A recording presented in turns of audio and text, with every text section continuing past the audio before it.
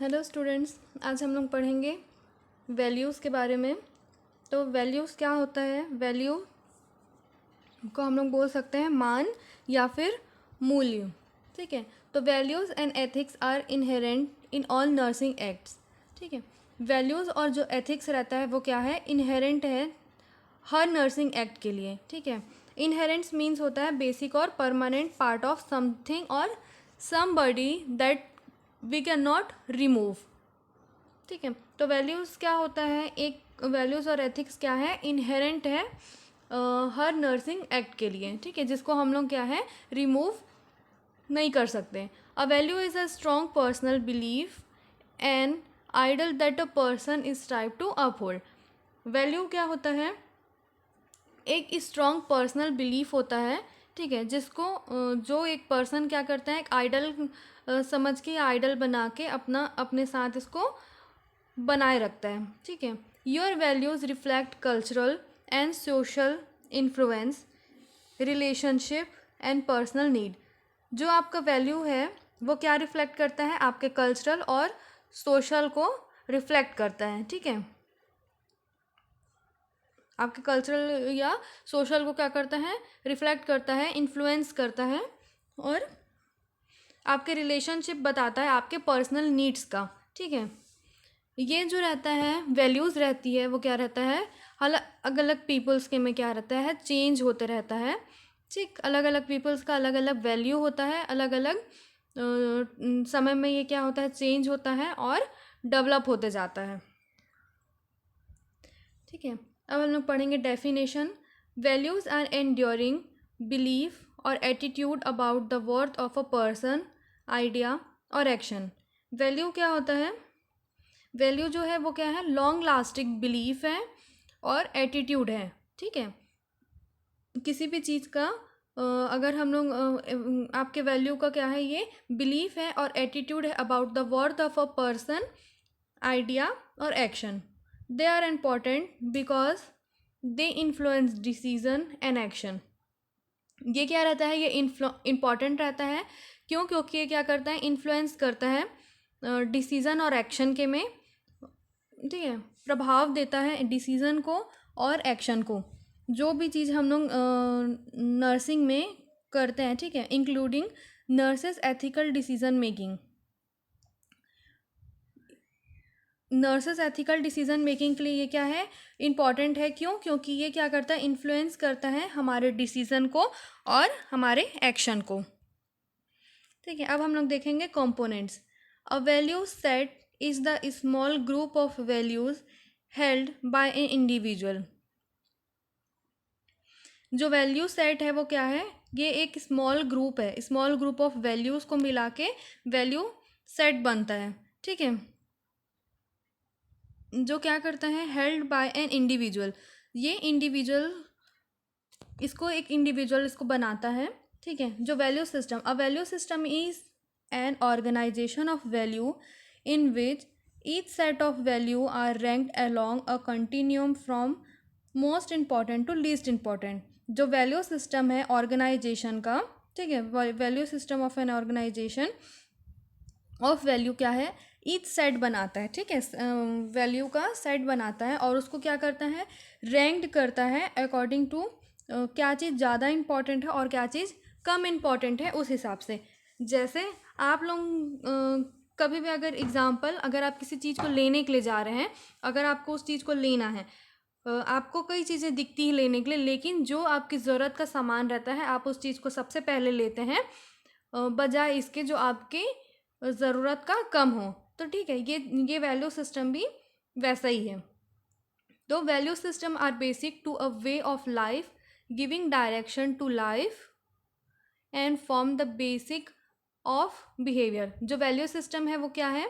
Basic way है। ठीक है, बेसिक है कि मतलब हम लोग कैसे अपना लाइफ को जी रहे हैं, या फिर ये क्या करता है? हमारे लाइफ को एक डायरेक्शन देता है, या क्या करता है? फॉर्म करता है बेसिक ऑफ बिहेवियर, मतलब हमारे बिहेवियर को भी ये क्या करता है? डेवलप करता है। फिर अब हम लोग पढ़ेंगे एलिमेंट्स। वैल्यूज़ में क्या क्या वैल्यूज़ के क्या क्या एलिमेंट हैं, ठीक है। तो वैल्यूज़ के दो एलिमेंट होते हैं, एक होता है बिलीफ और दूसरा होता है एटीट्यूड। तो बिलीफ क्या होता है? इंटरप्रिटेशन और conclusion that people accept a truth. ये क्या क्या करता है, पीपल क्या करता है, एक्सेप्ट करता है, ठीक है। किसी भी चीज़ का एक्सप्लेनेशन या फिर किसी भी चीज़ का मेन पॉइंट को पीपल क्या करते हैं, एक्सेप्ट करते हैं उसको एक ट्रूथ के रूप में, ठीक है। They are based more on faith than fact. जो बिलीफ रहता है उसमें क्या रहता है, जो पीपल्स हैं या फिर जो लोग रहते हैं वो लोग क्या करते हैं, ज़्यादातर भरोसा या फिर फेथ बिलीव में इम्पॉर्टेंट रखते हैं या फिर बिलीव करते हैं उस बजाय इसके कि क्या बात सही है उस चीज़ के, ठीक है। वो लोग ये नहीं देखते कि क्या चीज़ें सही हैं कि क्या फैक्ट है, वो लोग क्या है अपने फेथ पे बने रहते हैं, उनके बिलीफ को वो लोग क्या करते हैं, इम्पोर्टेंट देते हैं, ठीक है। जो कभी कभी क्या होता है, सही होता है और क्या होता है, कभी कभी गलत होता है। जैसे अगर हम लोग किसी चीज़ के ऊपर एकदम से बिलीव कर लेते हैं, ठीक है, पर वो कभी कभी क्या होता है हमारे लिए सही होता है और कभी कभी सही नहीं होता है। तो इस चीज़ों को हम लोग को क्या है, फैक्ट के हिसाब से भी देखना पड़ता है कि क्या ये चीज़ें हमारे लिए सही हैं और क्या चीज़ नहीं। नेक्स्ट पॉइंट है एटीट्यूड, मेंटल पोजीशन और feeling toward a person, object और आइडिया। एटीट्यूड क्या होता है, एक मेंटल पोजीशन है या फिर ये क्या है, एक फीलिंग है टूवर्ड किसी भी पर्सन, ऑब्जेक्ट या आइडिया के पीछे हमारा फीलिंग कैसा होता है, हमारा एक एटीट्यूड कैसा होता है वो है, ठीक है। An attitude last over time whereas a belief में लास्ट ओनली ब्रीफली। जो एटीट्यूड है, जो हमारा एटीट्यूड रहता है वो लंबे समय तक के लिए चलता है या फिर कभी कभी किसी किसी चीज़ के लिए रहता है, लेकिन जो बिलीफ रहता है वो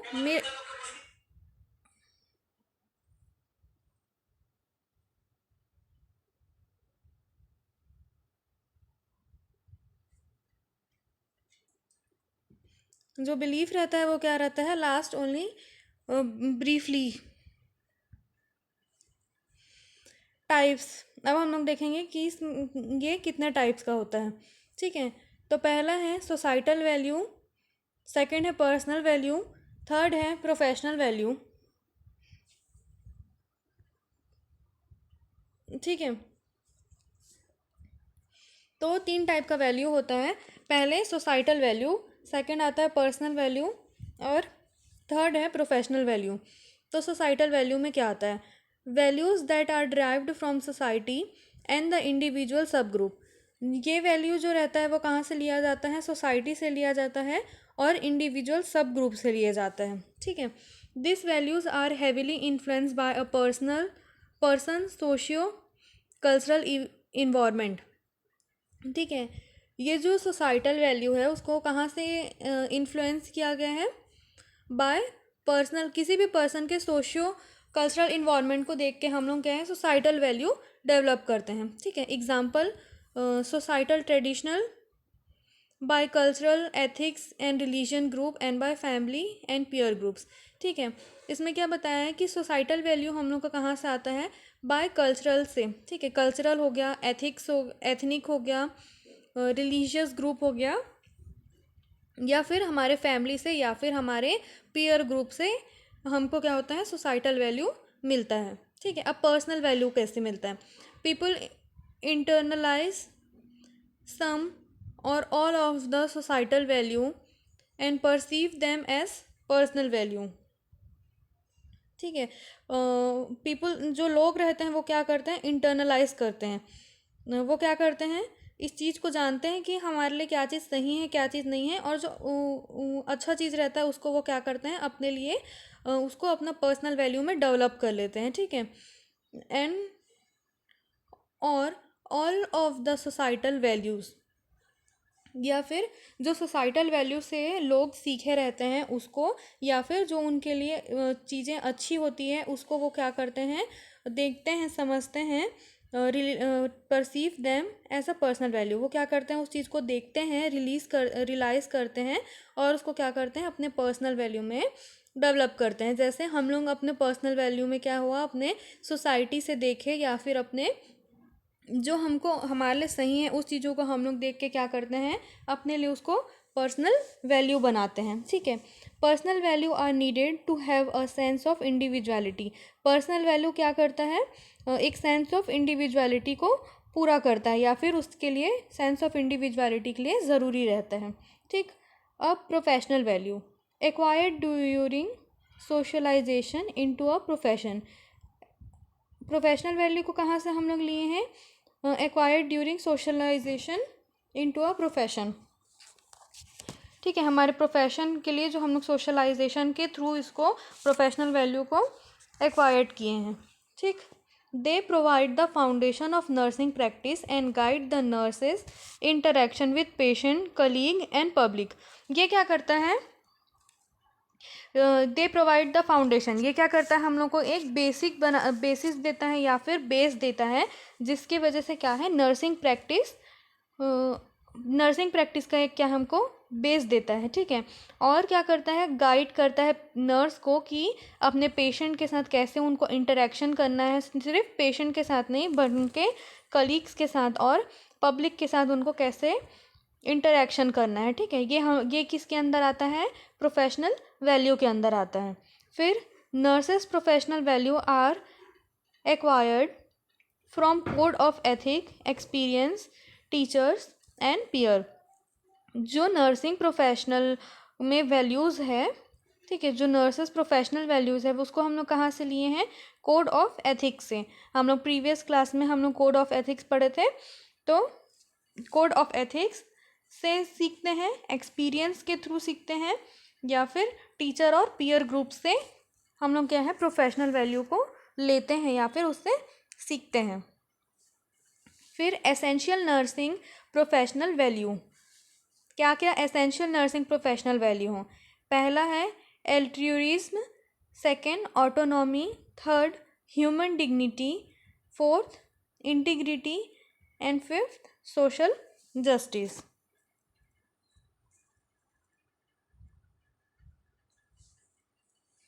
पहला है altruism, it's a concern for the welfare and wellbeing of other.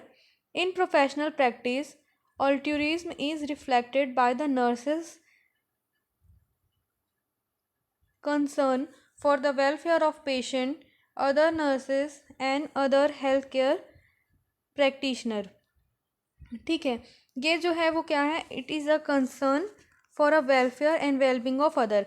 ये क्या है, एक टाइप का कंसर्न है, मतलब हम लोग किसी के वेलफेयर और वेलबींग के लिए हम लोग कंसर्न करते हैं, उसको हम लोग क्या बोलते हैं, एल्ट्रूइज्म बोलते हैं। ठीक है, इन प्रोफेशनल प्रैक्टिस, अब प्रोफेशनल प्रैक्टिस में एल्ट्रूइज्म को कैसे हम लोग देखते हैं या फिर रिफ्लेक्ट करता है, बाय नर्स कंसर्न।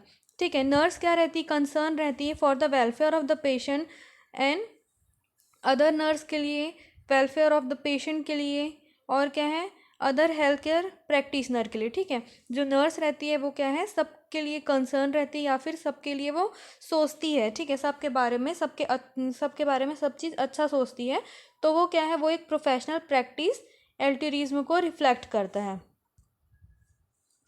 अब नेक्स्ट है autonomy, it is the right to self determination. Professional practice reflect autonomy when the nurse respect the patient right to make decision about their health care। ठीक है, ये क्या करता है, राइट टू सेल्फ डिटर्मिनेशन को reflect करता है। ठीक है, ऑटोनॉमी मतलब क्या है, राइट टू सेल्फ डिटर्मिनेशन है। ठीक है, अब professional practice reflect autonomy. Autonomy को हम लोग प्रोफेशनल प्रैक्टिस में देखेंगे तो कैसे होगा, व्हेन द नर्स रेस्पेक्ट, जब पेशेंट क्या है रेस्पेक्ट करती है, जब नर्स क्या है रेस्पेक्ट करती है पेशेंट के राइट्स को। ठीक है, कि क्या पेशेंट के लिए सही है, क्या पेशेंट के लिए नहीं है, कि क्या पेशेंट का हक है। ठीक है, उस चीज़ को वो क्या करती है, रेस्पेक्ट करती है, to make decision about their health care. ठीक है, उनके हेल्थ केयर के लिए वो क्या है, डिसीज़न बनाती है। ठीक है, तो जिस चीज़ के लिए उसमें क्या है, वो पेशेंट के बारे में सोचती है। ठीक है, वो सेल्फ डिटर्मिनेशन रहता है उसमें। ठीक, third human dignity, it's the respect for the inherent worth and uniqueness of individual and population. ये क्या है, रेस्पेक्ट है, ठीक है, it is the respect of, हम लोग किस चीज़ का रेस्पेक्ट करते हैं हम लोग किस चीज़ का रेस्पेक्ट करते हैं, worth on uniqueness of individual and population. लोग अलग अलग टाइप के रहते हैं, उनका अलग अलग क्या रहता है, यूनिक टाइप के लोग रहते हैं, हम अलग अलग पॉपुलेशन के हिसाब से देखते हैं, इंडिविजुअल के हिसाब से देखते हैं, तो पीपल्स का क्या रहते हैं, उनके अलग अलग वैल्यू रहते हैं, उनका बिलीफ रहता है या फिर उनका यूनिकनेस रहता है, ठीक है। अब इन professional practice human dignity is reflected when the nurse value and respect all patient and colleague. अब इसको हम लोग प्रोफेशनल प्रैक्टिस में कैसे देखेंगे वैल्यूज़ को ह्यूमन डिग्निटी में, कि जो नर्स रहती है वो क्या करती है, अपने पेशेंट के, अपने कलीग्स के या फिर अदर मेंबर्स का वो क्या करती हैं, वैल्यू और रेस्पेक्ट करती हैं, ठीक है, उस चीज़ को वो क्या करती है, वैल्यू देती हैं और रेस्पेक्ट करती हैं, तो क्या करता है वो शो करता है उसके ह्यूमन डिग्निटी को, ठीक है। फिर आता है फोर्थ, इंटरग्रिटी। इंटरग्रिटी का मतलब होता है हॉनेस्टी या फिर एक्चुअलिटी, ठीक है। It's acting in according with an appropriate code of ethic and expected standard of practice. ये क्या है, एक टाइप का एक्ट है जो किसके बेस पे चलता है, कोड ऑफ एथिक्स के, और क्या करता है, ये एक्सपेक्ट करता है स्टैंडर्ड ऑफ प्रैक्टिस को, ठीक है। Integrity is reflected in professional practice. Integrity कहाँ पे रिफ्लेक्ट होता है, प्रोफेशनल प्रैक्टिस में। When the nurse is honest and provide care based on ethical fame work that is expected with in the profession. जो nurse रहती है वो क्या करती हैं, हॉनेस्टली वो क्या करती है, अपना केयर देती हैं, ठीक है, अपना केयर जो है, जो भी उनका है वो केयर प्रोवाइड करती हैं और सब काम करती हैं, और वो क्या करती हैं, एक्सेप्ट करती हैं अपना जो भी उनका वर्क रहता है, उनका एथिकल फेम जो रहता है उसको वो क्या करती हैं, एक्सेप्ट करती हैं, ठीक है। तो ये क्या होता है, एक प्रोफेशनल प्रैक्टिस में इंटीग्रिटी रिफ्लेक्ट करते हैं। फिर social justice. Social justice it's upholding moral, legal and humanistic principal.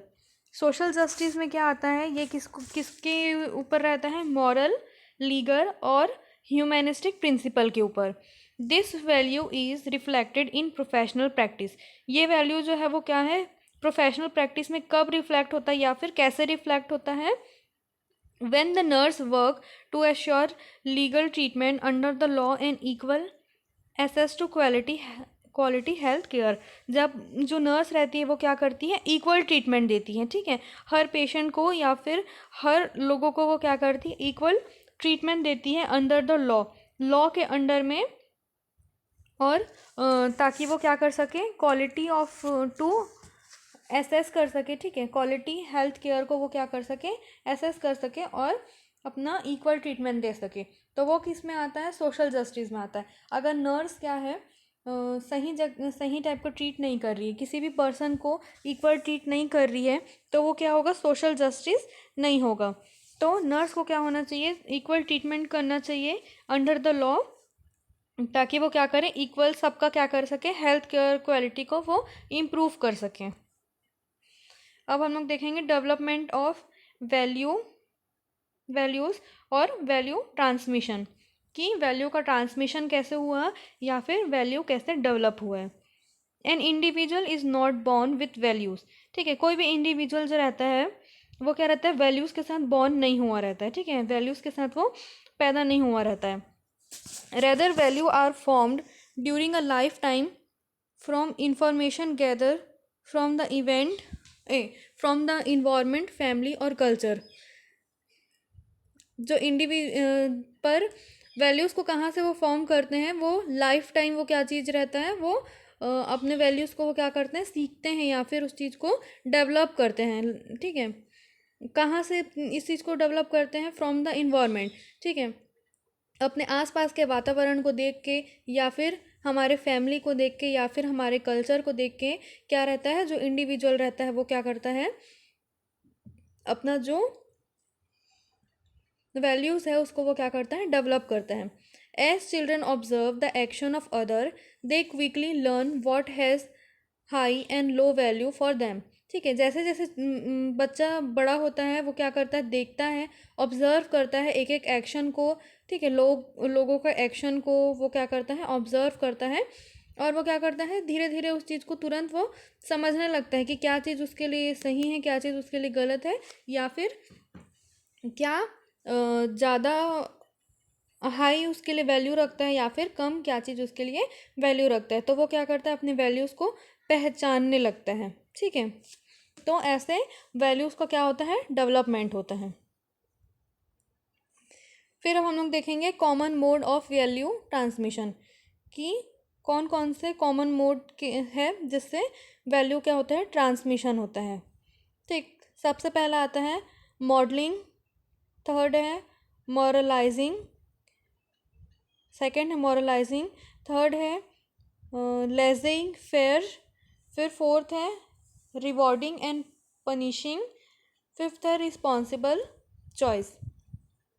Modelling, through modeling, children learn what is of high or low value by observing parent, peer, and significant other. Thus, it leads to socially acceptable or unacceptable behavior. ठीक है, तो modelling के through क्या होता है, जो children रहता है वो क्या करता है, थ्रू मॉडलिंग मतलब वो क्या करता है, देख के सीख रहा है, अपने किसी को आधार बना के वो क्या करता है, सीख रहा है। जैसे कि उसके लिए क्या चीज़ हाई है या फिर क्या चीज़ उसके लिए लो वैल्यू करता है। ठीक है, वो अपना वैल्यू को क्या करता है, पहचानने लगता है। अब अपने वैल्यू को कैसे पहचान रहा है, बाय ऑब्जर्विंग पेरेंट्स, अपने पेरेंट्स को देख के, या फिर अपने पीयर ग्रुप को देख के, या सिग्निफिकेंट अदर किसी और को भी देख के वो क्या कर रहा है, जो उससे जुड़े हुए हैं उनको देख के वो क्या कर रहा है, सीख रहा है, या अपने वैल्यूज़ को वो डेवलप कर रहा है। ठीक है, थर्स इट लीड टू सोशली एक्सपेक्टेबल और अनएक्सपेक्टेबल बिहेवियर। ये क्या करता है, उसको सोशली क्या करता है, एक्सपेक्टेबल और अनएक्सपेक्टेबल बिहेवियर में उसको लीड करता है। Moralising, in this mode of value transmission children are taught a complete value system by parent or an institute that allow little opportunity for them to make different value.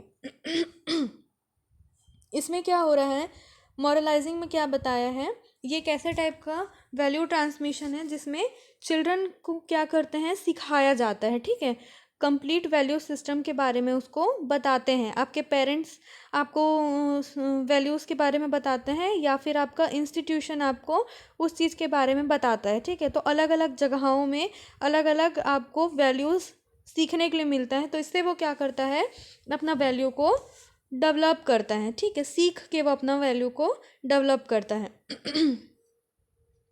और ये क्या करता है, कभी कभी उसको अपॉर्चुनिटी भी देता है। ठीक है, for them to when different value, ये बताता है कि मतलब उसको कैसे बैलेंस कर सकते हैं, या फिर हम लोग उसको हिसाब लगा सकते हैं कि क्या चीज़ें हमारे लिए सही हैं, क्या चीज़ें नहीं, और कभी कभी डिफरेंट सिचुएशन में डिफरेंट वैल्यूज़ को कैसे हम लोग यूज़ करते हैं। फिर थर्ड में क्या बताया है, in this approach children are left to explore value on their own and to develop a personal value system. इसमें क्या करते हैं, चिल्ड्रंस को छोड़ देते हैं कि आप अपने हिसाब से अपना वैल्यू को एक्सप्लोर करें और क्या करें, अपना वैल्यू सिस्टम को वो डेवलप करें। In this no one set of value is presented as best for all. इसमें क्या रहता है, कोई भी एक वैल्यू जो हम लोग सेट किए रहते हैं, या फिर कोई भी सेट किया रहता है, वो क्या रहता है, सभी सिचुएशन के लिए या फिर सभी चीज़ों के लिए बेस्ट नहीं साबित होता। This approach often involve little or no guidance and can lead to confusion and conflict. ये जो अप्रोच रहता है, ठीक है, जिसमें वैल्यू डेवलप का ये जो अप्रोच रहता है, उसमें क्या रहता है, इसमें कभी कभी थोड़ा सा गाइडेंस मिलता है, या फिर कभी कभी कोई भी गाइडेंस नहीं मिलता, और ये क्या करता है, खुद का वैल्यू अपना जो डेवलप कर लेते हैं, उससे क्या होता है, आगे चल के कन्फ्यूजन होता है, या फिर कॉन्फ्लिक्ट भी पैदा हो सकता है। फोर्थ है rewarding and punishing. Rewarding and punishing में आता है, childrens are rewarded for demonstrating values held by parent and punishing for demonstrating unacceptable values. ठीक है, इसमें क्या रहता है, मतलब जो चिल्ड्रंस रहते हैं कभी अपना जो इनको रिवॉर्ड तब मिलता है जब वो क्या करते हैं, अपने वैल्यूज़ को सही तरीके से प्रेजेंट करते हैं या फिर शो करते हैं। ठीक है, तो उनके पेरेंट्स उनको क्या करते हैं, रिवॉर्ड देते हैं। लेकिन अगर वो जो चिल्ड्रन है, अगर वो गलत, जो अनएक्सपेक्टेबल है, ठीक है, जो जिस चीज़ को हम लोग एक्सपेक्ट नहीं कर सकते, ऐसा वो कुछ बिहेवियर कर रहे हैं या फिर अपना वैल्यू शो कर रहे हैं, तो उस चीज़ से उनको क्या होगा, पनिशमेंट भी मिलेगा। ठीक है, फिर responsible choice. In this mode the care giver encourage children to explore competing value and to weigh their consequence.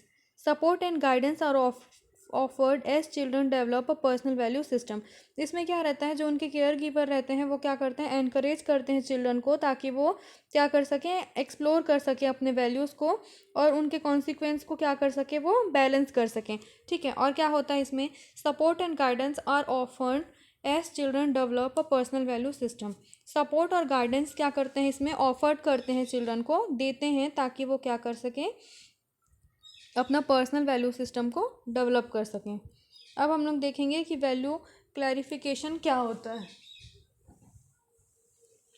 ठीक है, value clarification, it is a process by which people come to understand their own value and value system. ये एक ऐसा process है जिसमें peoples रहते हैं, वो क्या रहते हैं, खुद अपने वैल्यूज़ को समझते हैं और अपने वैल्यू सिस्टम को भी समझते हैं। ठीक है, कि क्या वैल्यू है और क्या उनका वैल्यू सिस्टम है। नेक्स्ट है process of discovery and allow a person to discover through feeling and analyse of behaviour. इसमें क्या क्या होता है, ये एक ऐसा प्रोसेस है जिसमें क्या होता है, डिस्कवर करते हैं या फिर अलाउ करते हैं पर्सन को, ताकि वो डिस्कवर कर सके अपना फीलिंग्स को और एनालाइज कर सके अपने बिहेवियर को, जिसमें कि what choice to make when alternative are presented, identify whether or not this choice are rationally made. ये क्या है, इसमें हम लोग देखेंगे, फॉर्म में देखेंगे। ठीक है, तो वैल्यू ट्रांसमिशन पहले देखेंगे, वैल्यू ट्रांसमिशन। तो वैल्यू ट्रांसमिशन में क्या आता है, acquired through observation and experience. ठीक है, वैल्यू ट्रांसमिशन में हम लोग ये कैसे रहता है, एक्वायर्ड करते हैं थ्रू ऑब्जर्वेशन के थ्रू आता है वैल्यूज़, या फिर एक्सपीरियंस के through. Affected by socio culture environment. ठीक है, ये कैसे अफेक्ट होता है, ये कैसे प्रभावित होता है, बाय सोशियो कल्चरल इन्वायरमेंट। ठीक है, सोसाइटियल कंडीशन, फैमिली या फिर पीयर्स के थ्रू वो क्या होता है, अफेक्ट होके वैल्यू ट्रांसमिशन होता है। ठीक है, फिर personal value. Personal values, nurse should keep in mind the influence of value on health. ठीक है, पर्सनल वैल्यू में क्या है, नर्स को क्या होना चाहिए, ये बात को ध्यान में रखना चाहिए कि वैल्यू क्या करता है, इन्फ्लुएंस करता है हेल्थ को। फिर आता है प्रोफेशनल वैल्यू, और प्रोफेशनल वैल्यू के अंदर क्या आता है, acquired during experience from code of ethic, nursing teachers और पीयर। प्रोफेशनल वैल्यू को कहाँ से एक्वायर्ड किया है, एक्सपीरियंस के थ्रू। ठीक है, कोड ऑफ एथिक्स के थ्रू, या नर्सिंग टीचर और पीयर्स ग्रुप के थ्रू। ठीक है, इसके 5 value essential for professional nurse. ठीक है, जिसको अभी हम लोग पढ़े कि 5 वैल्यू, कौन कौन से 5 वैल्यू जो एसेंशियल रहते हैं प्रोफेशनल नर्स के लिए। फिर वैल्यू क्लैरिफिकेशन। वैल्यू क्लैरिफिकेशन क्या है, अ process by which people identify, examine and develop their own individual value. ठीक है, इसमें क्या है, जो ये एक ऐसा प्रोसेस है जिसमें जो पीपल रहता है वो क्या करता है, जो पर्सन रहता है वो खुद आइडेंटिफाई करता है, एग्जामिन करता है और डेवलप करता है खुद का इंडिविजुअल वैल्यू को। It promote personal growth. ये क्या करता है, पर्सनल ग्रोथ को प्रमोट करता है, जिसमें उसका प्रमोट अवेयरनेस, एम्पैथी और इंसाइट आता है। ठीक है, third, it is an important step for nurse to take in dealing with ethical problem. ये एक इम्पॉर्टेंट वैल्यू क्लैरिफिकेशन क्या है, एक इम्पॉर्टेंट स्टेप है जिससे क्या होता है, हम लोग एथिकल प्रॉब्लम्स को डील कर सकते हैं। No one set of value is right for everyone. ठीक है, कोई भी वैल्यू को सेट नहीं कर सकता जो हर किसी के लिए सही होगा, ठीक है। पीपल कैन रिटेन और change the freely chosen value. People जो रहते हैं वो क्या कर सकते हैं, रिटेन कर सकते हैं और चेंज कर सकते हैं। जो वो अपना वैल्यू को चूज़ किए हैं उसको वो रिटेन कर सकते हैं या फिर उसको चेंज कर सकते हैं। Clarifying the nurse value, clarify करना है नर्स वैल्यू को, फिर क्लैरिफाई करना है क्लाइंट वैल्यू को। Clarifying nurse value, nurses and nursing student need to examine the value they hold about life, death, health and illness, ठीक है। नर्सेस को और नर्सिंग स्टूडेंट को क्या करना है, नीड ज़रूरत है ये चीज़ को एग्जामिन करने की कि वैल्यूज़ कैसे, मतलब वैल्यूज़ कहाँ कहाँ पे किस किस चीज़ की वैल्यू है, ठीक है। अबाउट लाइफ की वैल्यू, डेथ की वैल्यू, हेल्थ और इलनेस की वैल्यूज़ को नर्स को या नर्स स्टूडेंट को क्या करना है, एग्जामिन करना है। तो आज हम लोग वैल्यूज़ देखें जिसमें हम लोग देखे हैं उसका introduction, definition, components, types, development और वैल्यू क्लैरिफिकेशन, ये सब चीज़ को हम लोग देखे हैं आज।